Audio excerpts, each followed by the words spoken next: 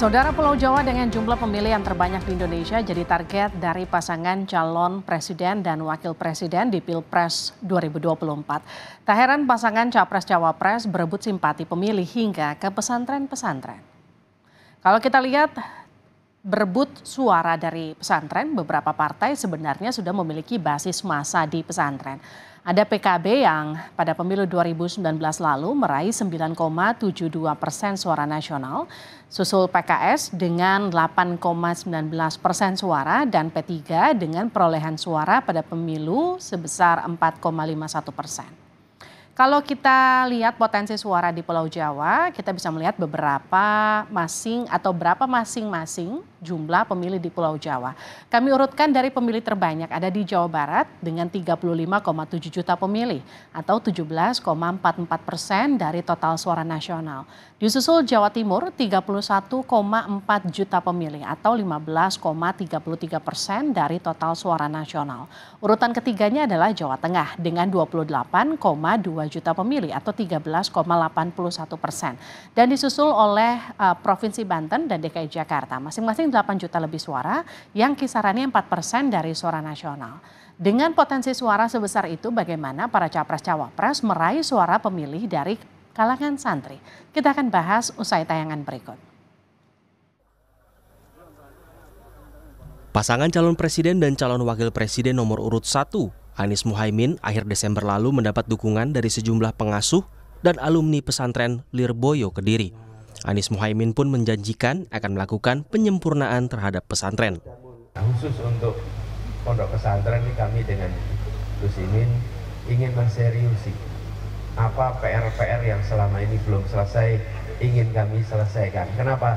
Mumpung ada kesempatan punya kewenangan untuk memberikan rasa keadilan pada mereka yang sudah berkontribusi luar biasa untuk umat dan Indonesia. Calon Presiden nomor urut 2 Prabowo Subianto juga mengunjungi pesantren sebagai bagian dari kampanyenya. Saat berkunjung ke Pondok Pesantren Genggong di Probolinggo, Prabowo menyebut akan melanjutkan program Jokowi di depan para santri. Saya bukan orang yang suka menjilat, saya bukan orang yang suka memuji-puji tanpa alasan. Tidak, saya pernah dikalahkan beliau 2 kali. Emang enak dikalahkan? Sasuke! Loh, Anda sekalian ketawa, aku sedih. Aduh, gemoy! Kalah sepak bola aja nangis, apalagi kalah presiden. Bagi calon presiden nomor urut 3 Ganjar Pranowo, memberikan insentif bagi guru mengaji adalah program yang akan dilakukan jika terpilih. Ganjar menyebut telah menghitung besaran anggaran yang dibutuhkan dan telah mempraktikannya saat menjabat Gubernur Jawa Tengah. Kita melonceng bahwa seluruh guru agama, guru ngaji akan mendapatkan insentif karena praktek ini pernah kita lakukan waktu di Jawa Tengah. Kita pernah menghitung-hitung waktu itu anggarannya kurang lebih 4 triliun lah. Kalau pakai pola Jawa Tengah. Dan insya Allah mudah-mudahan ini bisa berjalan karena kita punya kepentingan yang lain. Apa itu? Di samping mereka mengajarkan ilmu-ilmu agama kepada anak-anak, juga saya titip budi pekerti. Insya Allah kalau ilmu agamanya bagus, budi pekertinya bagus, kan hubungan sosialnya menjadi bagus. Potensi suara pemilih terbanyak di Indonesia untuk pemilu 2024 ada di Jawa Barat dengan 35,7 juta pemilih atau 17,44% dari total suara nasional. Disusul Jawa Timur 31,4 juta pemilih atau 15,33% dari total suara nasional. Urutan ketiga ada Jawa Tengah 28,2 juta pemilih atau 13,81%. Dan disusul oleh Provinsi Banten dan DKI Jakarta masing-masing 8 juta lebih suara yang berkisar 4% dari suara nasional. Dengan program yang ditawarkan oleh Capres, pemilih tentu memiliki opsi pertimbangan untuk menentukan pilihan. Tim Liputan, Kompas TV.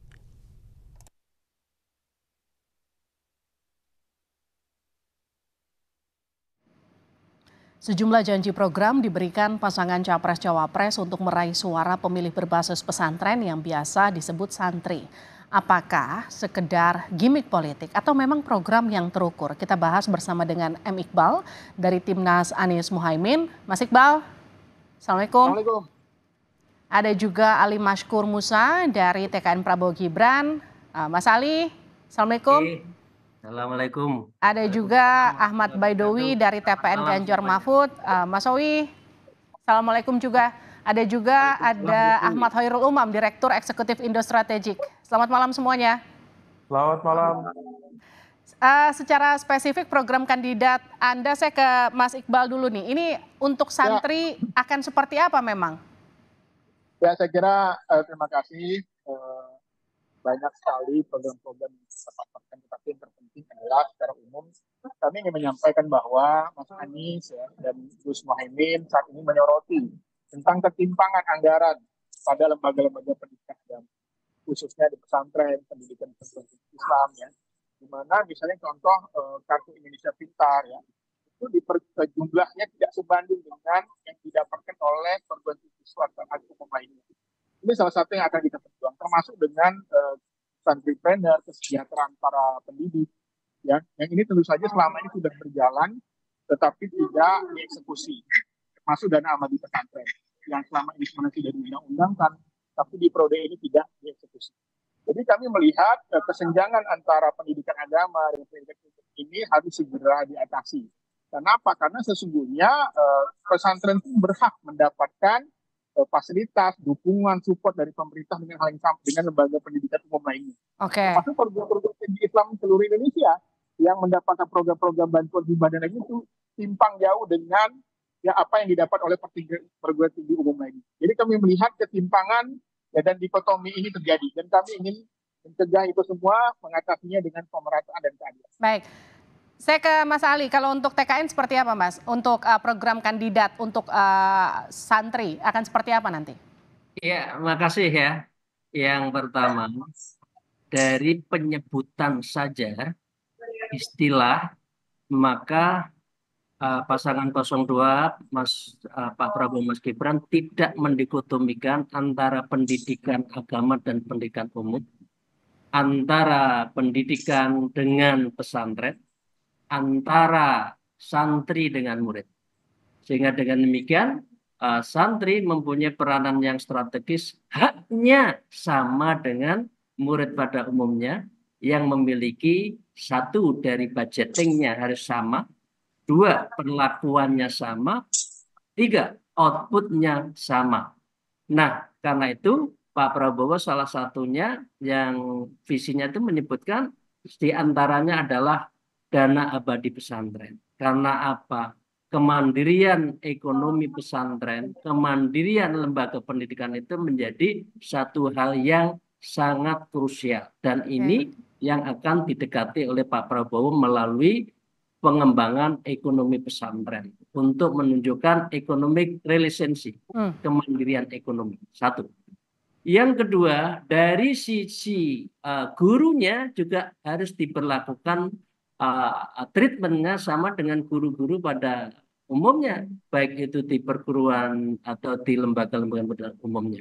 Dua. Yang ketiga, Mbak, menurut kami bahwa membekali para santri untuk di dunia kehidupan yang nyata melalui vokasi-vokasi yang itu menjadi accept di dalam dunia kerja menjadi penting. Nah, dengan demikian keunggulan pesantri, satu yang mandiri, dua yang sabar, tiga yang betul-betul alim di dalam ilmu agama dan ilmu umumnya, dibekali dengan vokasi itu, maka dengan demikian inilah komitmen dari Pak Prabowo bagaimana santri itu mempunyai peranan yang sangat strategis. Belum lagi dari sisi sejarah, bahwa santri inilah yang memperjuangkan satu, yang mempertahankan dari kemerdekaan, misalkan resolusi jihad itu dilakukan oleh kelompok pesantren dan kaum santri. Jadi Pak Prabowo tidak akan meninggalkan dan akan terus bersama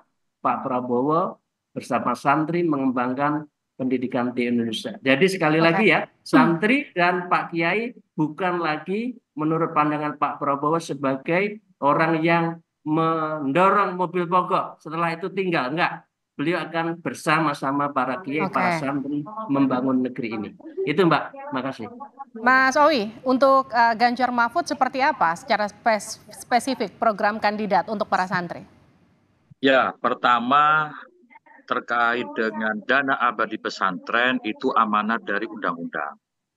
Jadi siapapun cawapresnya, capresnya, dana abadi umat itu merupakan perintah dari undang-undang, tidak boleh diklaim oleh salah satu pihak. Nah, kelebihan kami, dana abadi pesantren itu akan dinaikkan. Kalau hari ini baru 2%, tentu setidaknya minimal 5% dari dana abadi pendidikan. Itu komitmen yang real. Kenapa? Ini berdasarkan dari best practice yang dilakukan oleh Pak Ganjar Pranowo ketika menjadi gubernur di Jawa Tengah. Bagaimana beliau memberikan insentif bagi guru ngaji dan guru pendidikan agama lainnya dengan angka melalui APBD sekitar 200 sekian triliun. Itu sesuatu yang bukti konkret yang dilakukan oleh Pak Ganjar ketika gubernur. Nah, kebijakan yang skala lokal regional itu akan ditingkatkan ke nasional sehingga menjadi kebijakan nasional dan nanti masuk dalam postur anggaran di APBN. Yang ketiga, santripreneur akan terus ditingkatkan. Salah satunya misalkan bagaimana santri bisa melakukan magang di perusahaan-perusahaan BUMN yang selama ini mungkin agak sulit. Terus yang berikutnya adalah beasiswa bagi santri. 17 juta santri yang kita sasar untuk memberikan beasiswa di awal kepemerintahan Pak Ganjar dan Pak Mahfud. Ini merupakan bukti konkret keberpihakan kami terhadap segmen pemilih dari santri. Bukan karena terkait dengan Pilpres, tapi berdasarkan pengalaman yang sudah dilakukan oleh Pak Ganjar selama pindah Jawa Tengah. Apalagi Pak Mahfud MD merupakan calon wakil presiden berlatar belakang santri. Oke. Berdasarkan pengalaman-pengalaman itu, jadi realisasi janjinya itu saya kira lebih mendekati kenyataan. Baik, saya ke Mas Umam. Mas Umam, kalau kita lihat penjelasan tiga perwakilan dari pasangan calon ini, kenapa kemudian santri ini jadi target suara dari para kandidat yang dianggap mungkin cukup potensial? Ya, Mbak Livi, kalau misal kita merujuk kembali pada konsep trikotomi politik, orientasi politik masyarakat Indonesia, yang waktu itu konteksnya adalah tesis dari Clifford Geertz diarahkan dalam konteks masyarakat Jawa sebenarnya. Tetapi hal itu masih merepresentasikan corak karakter politik Indonesia secara general. Terbagi menjadi tiga. Pertama adalah elemen nasionalis atau abangan. Yang kedua elemen santri. Dan yang ketiga itu disebut elemen priayi. Tetapi dalam konseptual itu mendapatkan kritik tajam sehingga yang tersisa adalah elemen abangan dan juga santri. Nah, kalau misal kita melihat dalam konteks Jawa, tadi dijelaskan dari basis data Kompas, Jawa sendiri itu memiliki basis kekuatan pemilih yang cukup besar, sekitar 50% plus itu berada di Jawa. Nah, Jawa sendiri didominasi oleh basis kekuatan nasionalis dan juga santri. Nah, kalau misal kita melihat sejumlah titik, terutama di Jawa Tengah, kemudian Jawa Timur, cukup banyak segmen di sejumlah wilayah di wilayah Jawa yang memiliki sentimen keagamaan yang cukup kuat, terutama dari elemen Islam moderat, dari kalangan Nahdlatul Ulama, Muhammadiyah, dan lain sebagainya. Dan di dalam konteks struktur sosial masyarakat NU sendiri misalnya, memiliki basis patronasi yang cukup kuat. Sehingga apa yang dikatakan oleh Kiai, maka kemudian santri, para alumni, para orang tua santri, dan lingkungan masyarakat di sekitar pesantren cenderung mengikuti dari apa yang dikatakan oleh Pak Kiai, atau lingkaran terdekatnya. Maka ini akan menjadi sebuah vote getter yang cukup efektif. Itulah kenapa kita bisa memahami kelompok kubu 01, kubu 02, kubu 03 mencoba untuk meyakinkan sekuat mungkin, sedetail mungkin bahwa mereka lebih santri dibanding santri-santri yang lain. Nah, ini meskipun kemudian kalau misal kita cermati tadi yang disampaikan oleh Prof. Ali, yang disampaikan oleh Gus Owi atau Mas Iqbal, sebenarnya tidak menunjukkan satu titik perbedaan yang sangat signifikan. Karena semua bernarasi tentang konteks memberikan keadilan kepada kaum santri, memberikan dukungan dan affirmative action kepada kaum santri, termasuk memberikan ruang di dalam konteks afirmasi, di dalam ruang pasar yang semakin terbuka, ruang modernisasi yang semakin terbuka, sehingga kemudian elemen santri yang selama ini diasumsikan sebagai elemen yang terbelakang, dan kaum yang terpinggirkan, kaum mustadafin, itu kemudian bisa masuk dalam ruang pengambilan kebijakan publik, dan itu dibutuhkan take up politik. Maka di level ini sebenarnya yang diperlukan, masing-masing pihak perlu meyakinkan lebih detail. Bukan hanya dalam aspek pendanaan, misalnya tadi Gus Awi menyampaikan dana abadi pesantren dan sebagainya. Tetapi ada segmen di mana kemudian kalangan pesantren juga membutuhkan tadi, bagaimana kemudian dunia pesantren juga bisa memberikan kontribusi di dalam konteks pembangunan ekonomi nasional ke depan. Maka daya serap lapangan kerja yang berasal dari pesantren-pesantren itu juga harus dicarikan solusinya seperti apa. Sehingga kemudian bekal-bekal dalam konteks Islamic Studies seperti fikih, kemudian nahwu, sorof, dan lain sebagainya, itu bukan hanya pada level itu, tetapi bagaimana keterampilan, skill-skill detail itu kemudian perlu dipersiapkan sedemikian rupa. Saya pikir itu titik kuat yang harus didekati secara lebih detail. Dan bentuk realisasinya akan seperti apa kurang lebih. Saya ke Mas Iqbal lagi. Mas Iqbal, jadi kalau kita bicara seperti apa yang tadi disampaikan Mas Umam, bagaimana kemudian nanti para santri ini juga bisa bersaing dengan mereka yang kemudian berada di luar non-santri, di dunia pekerjaan, begitu. Seperti apa nanti realisasinya? Ya, karena memang kita lihat saat ini ada dikotomi terjadi, kita tidak bisa pungkiri. Saat ini terjadi dikotomi antara pendidikan Islam dengan pendidikan umum, di mana anggaran untuk pendidikan umum itu lebih besar berbanding dengan Islam. Seharusnya memang sama. Lalu pada faktanya itu terjadi. Makanya kami ingin ke depan juga dana abadi pesantren ini terus ditingkatkan. Karena terus terang, ya, pesantren ini memiliki sejarah yang luar biasa. Ya, resolusi jihad, bagaimana sejarah pesantren melawan kolonial, ya, perjuangan para kiai, dan wakil presiden kita, Cak Imin, itu sejak lama, sejak 2021 sudah memperjuangkan agar realisasinya itu segera. Untuk itu kami berharap nanti seandainya pasangan Amin menang, maka realisasi akan dipercepat dan dana abadi pesantren ini akan terus ditingkatkan. Sehingga tidak ada lagi dikotomi. Semua pendidikan Islam berhak mendapatkan kesejahteraan yang sama, para gurunya, para didiknya, ya, termasuk program-program beasiswa para santri. Dan ini tentu saja sangat membantu meningkatkan kualitas sumber daya manusia. Jadi perjuangan pasangan Amin ya bukan hanya saat ini menjadi kampanye, tapi sejak di parlemen, ya, teman-teman di PKB, ya mungkin termasuk teman-teman dari P3 juga, dari PKS, ya, bersama-sama fraksi lain yang memperjuangkan agar anggaran untuk dana abadi pesantren ini segera direalisasikan, ditingkatkan. Oke, Mas Ali, bagaimana dengan TKN? Oh ya, sama dalam hal komitmen kita untuk menempatkan santri sama dengan murid pada umumnya, yes, itu tidak ada perbedaan. Nah, pertanyaannya sekarang itu, apa sih yang dituntut oleh santri? Nah, yang dituntut santri itu sebetulnya dua. Satu, pasca menjadi lulus santri, apakah captive atau marketnya dia itu hanya menjadi guru ngaji, maaf, atau hanya menjadi dosen, atau menjadi tokoh masyarakat, kan tidak. Nah, karena itu vokasi akan menjadi pilihan dari pilihan Pak Prabowo Mas Gibran, dan ini menjadi program utama. Sehingga dengan demikian kesiapan santri menjadi terserap di dalam dunia kerja sama dengan perguruan tinggi yang lain, itu tiada beda. Ini satu ya Mbak ya. Yang kedua yang dituntut, ya, kalau dana abadi sama. Yang ketiga, menurut teman-teman santri, karena menurut sejarah bahwa negara ini adalah kreasi, ya, ashabul haknya itu adalah kaum santri, maka dengan demikian jangan sampai pemerintahan ini, negara ini terancam bagi mereka yang tidak memiliki komitmen kebangsaan dan menjaga keamanan. Nah, saya melihat dan saya mendengar dan saya keliling, yang jatuhnya yang bisa mengamankan negeri ini, ya, wa amanahum khauf itu, wa mencu wa menemin khauf itu ya Pak Prabowo. Karena dia adalah latar belakangnya komitmen kebangsaannya, kenegaraannya. Lah ini klop dengan teman-teman santri yang memang dari dulu pejuang. Dari ini diferensiasi yang menurut saya kelebihan advantage-nya dari Pak Prabowo dan Mas Gibran gitu, Mbak. Oke, saya ke Mas Owi. Mas Owi, bagaimana Mas Owi dengan Ganjar Mahfud, Mas Owi? Ya, Yes. halo. Yes, Mas Owi, silakan. Ya, maaf tadi terputus. Jadi begini, pertanyaan sama ya. Ya, Eh, pertanyaannya sama. bahwa kekuatan politik dari kalangan santri itu, kalaupun di satu sisi dianggap sebagai magnet elektoral, ya memang tidak bisa dipungkiri, karena memang pemilu itu pinginnya kita menang.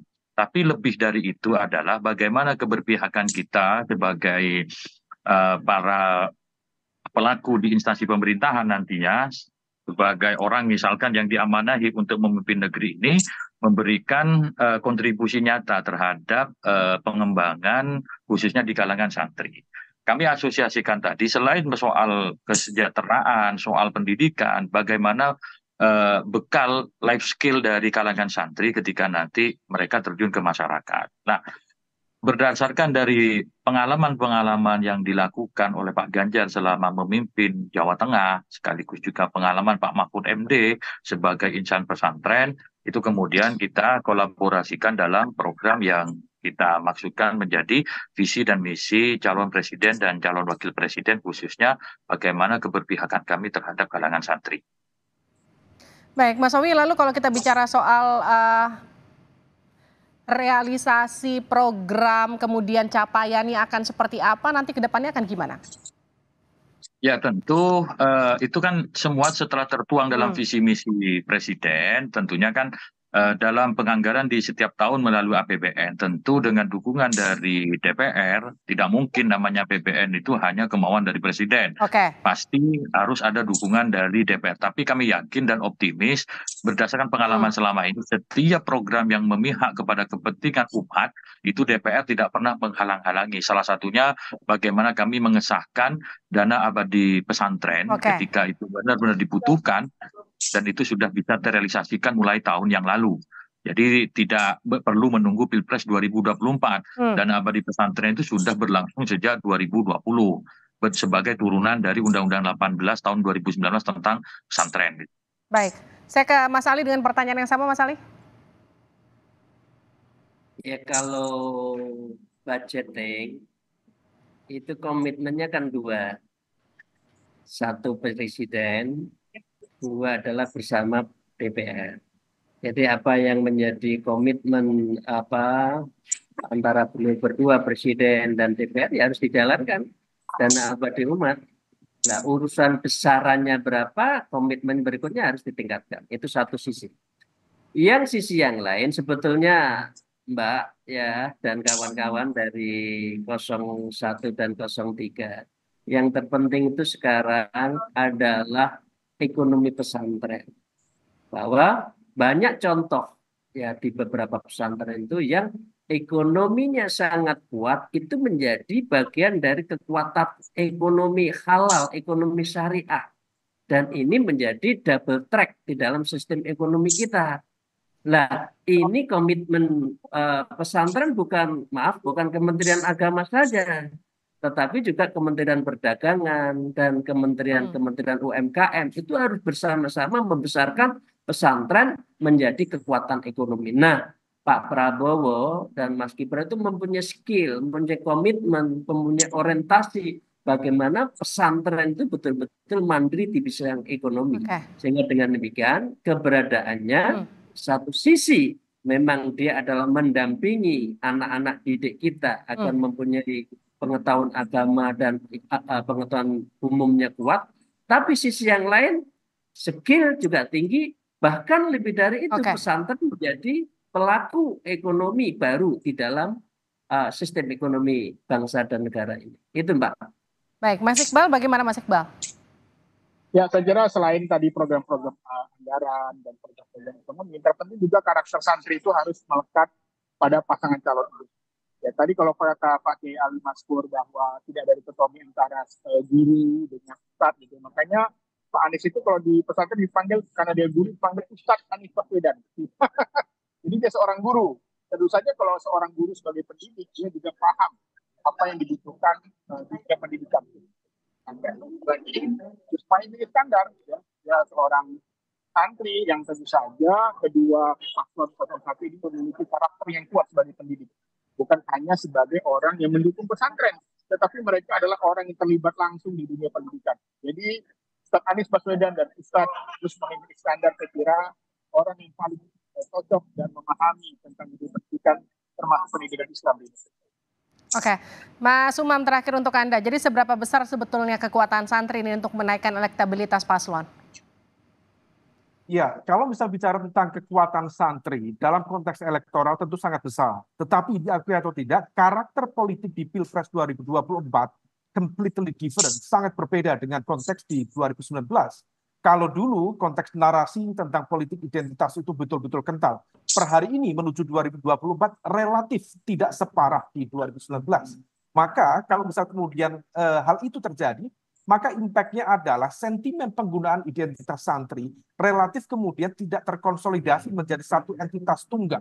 Itulah kenapa kalau misal kita cermati basis dari Nahdlatul Ulama, kemudian termasuk ormas-ormas keagamaan yang lain, relatif terdistribusi secara merata ke masing-masing paslon. Di 01 juga kita tahu Cak Imin sebagai garda terdepan dari PKB sebagai motor kekuatan politik Nahdlatul Ulama ada di sana. Kemudian di 02 meskipun tidak ada representasi NU di Capres dan Cawapres, tapi kita tahu bahwa kemudian kekuatan-kekuatan di daerah juga banyak menopang pasangan 02. Okay. Maka tidak kaget kalau misal kemarin di basis data survei di Jawa Timur, justru 02 relatif masih unggul di basis pesantren di sana. Disusul oleh 03 yang kita tahu juga ditopang oleh mesin kuat dari P3 dan juga dari akar sosial yang dibangun selama ini oleh Pak Mahfud MD. Nah, dalam konteks ini kemudian bagaimana mengkonsolidasikan itu tetap dibutuhkan. Tetapi dalam konteks akar sosial tadi rasanya ada sebuah situasi yang tidak mudah untuk diterka.